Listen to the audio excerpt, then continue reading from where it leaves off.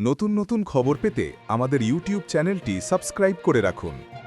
টানা ১৬ ঘন্টার জন্য আবার বন্ধ বিদ্যাসাগর সেতু। বারংবার কেন যান চলাচল নিয়ন্ত্রণ করা হচ্ছে এই সেতুতে? কী কাজ চলছে? মেরামত এবং রক্ষণাবেক্ষণের কাজের জন্য রবিবারও ১৬ ঘন্টা বিদ্যাসাগর সেতুতে বন্ধ যান চলাচল।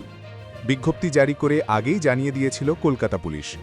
কেন বারবার যান চলাচলে নিয়ন্ত্রণ? আনন্দবাজার.com তার খোঁজ নিল।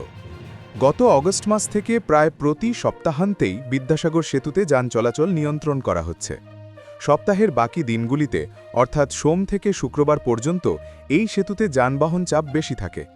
দিনে অন্তত ১ লক্ষ গাড়ি যাওয়া আসা করে এই সেতু দিয়ে।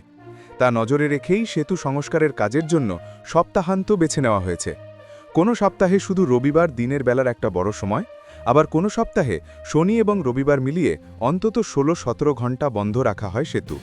তার জন্য কলকাতা পুলিশ এবং হাওড়া পুলিশ বিকল্প রুটের ব্যবস্থাও করে। ১৯৯২ সালে প্রধানমন্ত্রী নরসিংহ রাও এই বিদ্যাসাগর সেতু উদ্বোধন করেছিলেন।